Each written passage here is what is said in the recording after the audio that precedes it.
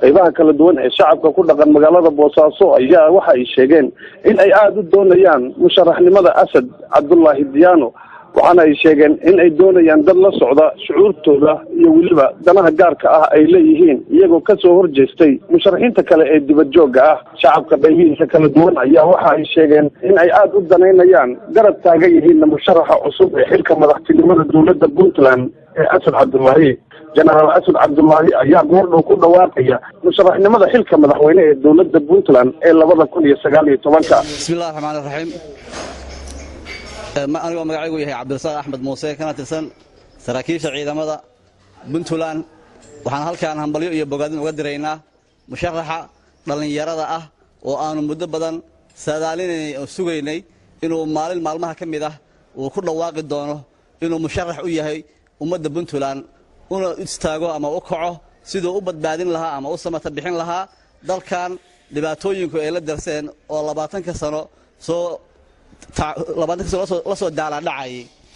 waxyaalaha aan ugu taageersanahay musharaxa dhalinyarada waxa ugu horeeya inuu yahay nin dhalinyaro ah damiirkiisu oo nool yahay dareen wadaniyadeed iyo amaano ku caanbaxay daljoog ah danyarta iyo maatada u adeega oo daadihiya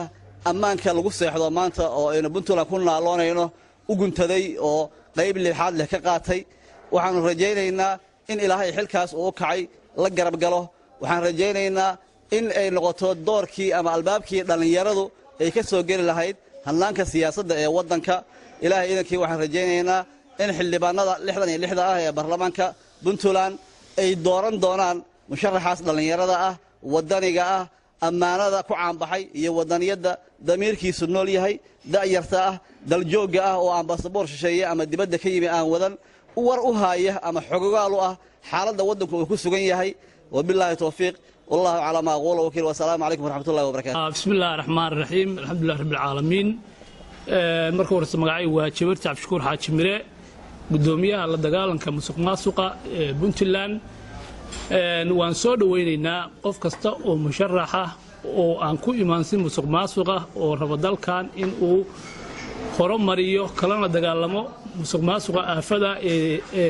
إن أفيسي بنتلان annagu urbannahay cid gaar ah ma taageersanin laakiin dhammaan waa taageersanahay cid kasta oo dalka ku qabanaysa waana soo dhaweynaynaa aad iyo aad ayaan ugu faraxsanahay Puntland ay ka dhacdo doorasho xor ah oo xalaal ah oo dimuqraadiya sidii kuwa hore uga dhici jiray waa mid aanu kaga bedelnahay dhammaan maamulada kale meelaha isku qaqabsi iyo ay ka yimaadaan iyo dhibaato sida koonfur galbeed oo kale taas Puntland kama dhacdo marka aad iyo aad baad u mahadsantiin الحمد لله رب العالمين وبه نستعين على أمور الدنيا والدين وصلى الله على نبينا محمد وعلى آله وأصحابه aad baan u salaamayaa shacabka Puntland iyo telefishinka iyo asxaabta iyo dhammaan inta garanaysa magacayga iyo muuqayga dhammaan waa salaamayaa maanta sideedaba Puntland waxay u baahan tahay sabata bixintuna waxay ku imaanaysaa in la doorto cid taqaana waxay u baahan tahay sababtoo ah ummadda waxaa dilay iyo qabyaalad iyo musuqmaasuq iyo wax ma aragtay aan ummadda dan u ahayn dalka waxa dan u ah maanta waa dareemaysaan dhalinyaro oo garanaya wadanka 75 waa dhalinyaradu in la taageero oo waliba aan taageero aan af ahayn taageero niyad iyo nafba lagu taageero dalku inuu sababto baxo qof walbana oo dhalinyaro oo codkiisa qofku rabana ku doorto qofku rabana ku diido taas waxay asbaab keenaysaa in la taageero cidii u saciyaysa arintaas marka waxaan leenahay ummadda Puntland iska daaya nijacaylka iska daaya qabyaalada iska daaya reebelka waxaad raacdaan maslaxada ummadda meesha ku jiro maxaa wacay sida maslaxada waxay ku jiraa inaad taageerdaan ninka u danaynaya 75 ninka u danaynaya oo dhalinyarada oo gaarsiinaya dalku inuu gaaro one fourth one man oo qofka codkiisa wuxuu ku dilo ninkaasuna waa General Maxamed Cismaan Cabdullaahi hal taageero qabyaaladana iska daaya ummadda maslaxadeeda mar hore god ku dhacdeen oo mar labaad baa ku dhacdeen oo mar maanta khaldamina intaasaan leeyahay ummadda Puntland iyo shacabka Soomaaliyeed waa salaamaya. Assalaamu calaykum waraxmatullahi wabarakaatuh. waa injineer aadan jaamac gadood aad baan u mahadsantiisa. السلام عليكم ورحمة الله وبركاته. وحنا هلكان هذا قصة وينيا مشرحنا ماذا جنرال أسد عبد الله محمد عبد جنن أقل ما يستاهله تك الدنيا بدون أيام مشرحنا مديس وشخصي لأن يراه موادنا ضد يدلك الجيقان وحولنا وقت سيدا أوجد وحن ومدة كبر لها أما وير لها إن الجنن كان عن وأقويهن وانك دتك يدلك الدفاع يسوي نفسي سوهري وانك يوح قبض كبدنا حق دفاعك حق وحقبض هل كان قبل لا يبوهل درينتو السبيه ولا سعتان تدبو قضيه حفظ عندنا انا وجار بانا مساكين تدير تانك كور هيوي سغاشن بوسيه اسد فونديشن وحل يراهدا باجره او بخيو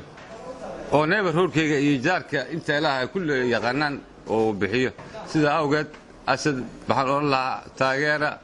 عدد iyo dhan walba ku taageera codkeena la siiyay Asad Abdullahi Maxamed Cabdi xaleeyada dadarood waxaan halkan ka salaamayaa waxaan halkan ku bilaabayaa Asad Usmaan Diyaano waa nin kartila waana nin dalka iyo dadka wax u qaban kara waana ku faraxsanahay maanta waana sugayay oo waan sugi lahaa inuu maanta sharaxo waan sugi lahaa maadaama uu maanta sharaxay ma sha Allah baan leeyahay nin dalka u dhashay way waana nin dalka ku koray nin dibadaha ka yimid oo dhaqan casada dhaqan celisa maaha waa nin waligii dalka joogin jiray waa nin kala yaqaan maanta in maaragtay guri u kala yaqaan in Puntland oo dhan waxaan leeyahay Asad xildhibaanada Puntland codka isaga hasiyaan Asad waa nin kartile waa nin masaakiinta koriya waa nin dalka iyo dadkaba wax u qabtay waxaan leeyahay Ilaahay ha ku guuleysiiyo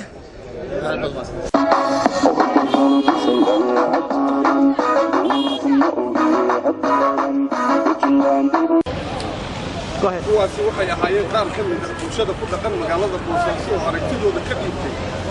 musharaxa Asad Cabdullaahi u taagan xilka madaxtinimada dowladda Puntland iyadoo goordowna